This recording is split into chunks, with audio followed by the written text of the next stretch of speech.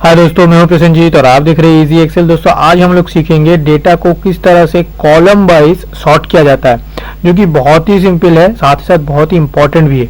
लेकिन काफ़ी सारे लोगों को ये पता नहीं है कि डेटा को कॉलम वाइज भी सॉर्ट किया जा सकता है। तो दोस्तों आज हम लोग इस वीडियो में वही सीखने वाले हैं, तो वीडियो के अंत तक जुड़े रहिएगा। तो चलिए शुरू से शुरू करते हैं।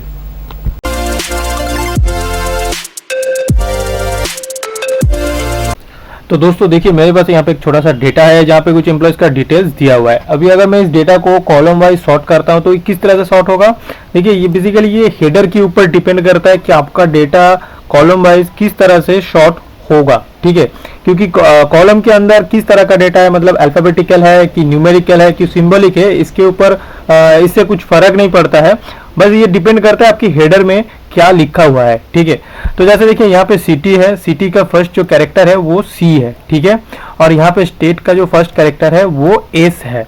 तो अगर हम लोग यहाँ पे इस डेटा को सॉर्ट करते हैं कॉलम वाइज, तो सी डिक्शनरी वाइज अगर हम लोग ए टू जेड सॉर्ट करते हैं तो डिक्शनरी वाइज सी एस के पहले आते हैं, तो ये जो कॉलम है ये एस के पहले आ जाएगा। तो जो फर्स्ट कैरेक्टर है उसके हिसाब से ये डेटा सॉर्ट होता है। लेकिन यहाँ पे कुछ कुछ केस होता है, जैसे कि मान लीजिए अगर आपके यहाँ पे देखिए, यहाँ पे फर्स्ट नेम जो है और लास्ट नेम जो है, नेम दोनों के ही सेम है, तो यहाँ तक ये कंपेयर करेगा तो सेम मिलेगा इसको। उसके बाद जाके ये इस कैरेक्टर के ऊपर कंपेयर करेगा, तो यहाँ पे एफ है और यहाँ पे क्या है, एल है। ठीक है, तो डेफिनेटली एफ आगे आता है, तो डेफिनेटली ये वाला जो कॉलम है ये इस कॉलम के आगे आ जाएगा। ठीक है, अच्छा यहाँ पे देखिए जो फर्स्ट कैरेक्टर है वो एक न्यूमेरिक कैरेक्टर है जो कि है 1। तो हमेशा सबसे पहले सिंबॉलिक आता है, उसके बाद न्यूमेरिकल वैल्यू आता है, उसके बाद अल्फाबेटिकल वैल्यू आता है। तो ये आ जाएगा सेकंड पोजीशन में, क्योंकि फर्स्ट पोजीशन में यहाँ पे देखिए इसका फर्स्ट कैरेक्टर जो है वो है सिंबॉलिक, तो ये कॉलम फर्स्ट आ जाएगा, उसके बाद ये आएगा, उसके बाद ये अल्फाबेटिकल डेटा के अंदर सर्च करेगा और फर्स्ट कैरेक्टर वाइज डेटा को सॉर्ट करेगा। ठीक है, और दोस्तों कॉलम वाइज जो डेटा सॉर्टिंग होता है ये केस सेंसिटिव होता है। केस सेंसिटिव मतलब क्या होता है मैं दिखाता हूँ। देखिए, जैसे कि मान लीजिए ये जो है ये पहले है फिलहाल हम लोग के डेटा में, तो अगर यहाँ पे हम लोग कर देते हैं नेम और यहाँ पे कर देते हैं नेम, ठीक है, दोनों में सेम नेम है, तो ये कैरेक्टर वाइज कंपेयर करेगा। तो उससे पहले ये क्या करेगा, फर्स्ट कैरेक्टर का जो केस है, मतलब देखिए ये लोअर केस में है और ये अपर केस में है। ठीक है, मतलब ये कैपिटल लेटर में इसका फर्स्ट कैरेक्टर और इसका फर्स्ट कैरेक्टर स्मॉल लेटर में है, तो ये क्या करेगा, ये स्मॉल लेटर वाले को पहले लाएगा, उसके बाद कैपिटल लेटर वाले को। तो क्या होगा, ये कॉलम इसके पहले आ जाएगा।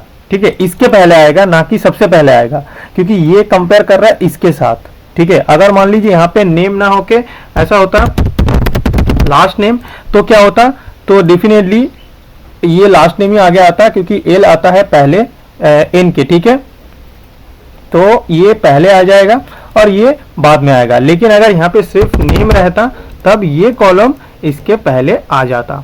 तो कुछ इस तरह से ये जो डेटा सॉर्टिंग है कॉलम वाइज कुछ इस तरह से काम करता है। तो चलिए, मैं पूरा डेटा को अंडू कर दिया।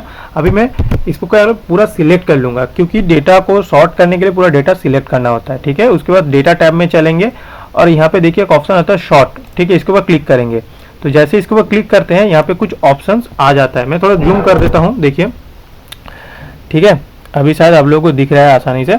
अभी यहाँ पे एक ऑप्शंस होता है, देखिए लिखा हुआ है ऑप्शंस, इसके ऊपर क्लिक करना होगा और ये बाय डिफॉल्ट यहाँ पे सिलेक्ट किया हुआ रहता है शॉर्ट टॉप टू बटन। मतलब टॉप टू बटन अगर आप सिलेक्ट करके रखते हो या फिर सिलेक्ट किया होता है ये डिफॉल्ट, तब हम लोग शॉर्ट जो करते हैं रो वाइज, उसके लिए ये टॉप टू बटन सिलेक्ट किया हुआ रहता है।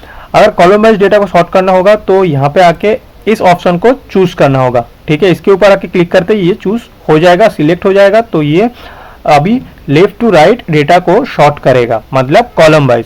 और जैसे मैंने कहा, देखिए केस सेंसिटिव, अगर आपके डेटा में कोई भी हेडर ऐसा हो, जैसे मैंने दिखाया, दो यहाँ पे नेम लिखा हुआ था, एक स्मॉल लेटर में, कैपिटल लेटर में, फर्स्ट लेटर जो है, अगर ऐसा कुछ हेडर में आपके रहता है तो आप यहाँ पे केस सेंसिटिव डाल सकते हो इस तरह से क्लिक करके, या फिर नहीं भी डाल सकते हो। अगर नहीं डालोगे तो केस सेंसिटिव एक्टिव नहीं रहेगा, वो काम नहीं करेगा। वो फर्स्ट कैरेक्टर का जो ए टू जेड अगर हम लोग शॉर्ट करते हैं तो डिक्शनरी वाइज जो पोजीशन होना चाहिए उस पोजीशन के हिसाब से डेटा को शॉर्ट करेगा। ठीक है, तो फिलहाल यहाँ पे ये हो गया है और इसको हम लोग केस सेंसिटिव इसको अनचेक ही रहने देते। ठीक है, इसको ओके कर देंगे।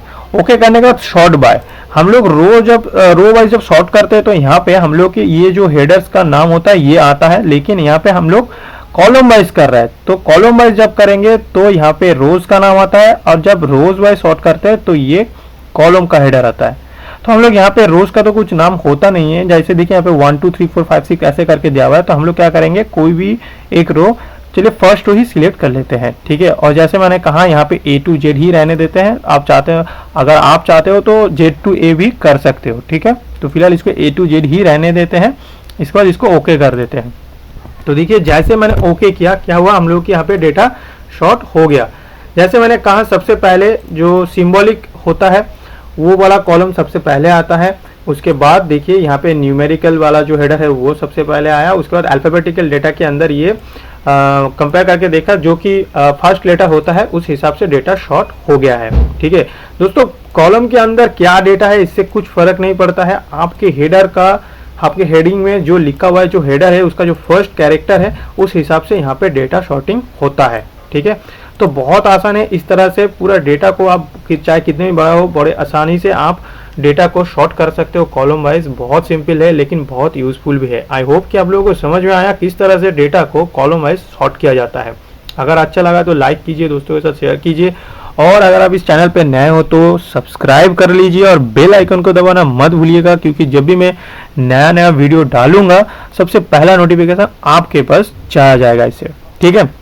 तो दोस्तों आज के लिए इतना ही है, फिर मिलेंगे एक नया वीडियो के साथ, नया फंक्शन के साथ। तब तक के लिए बाय बाय।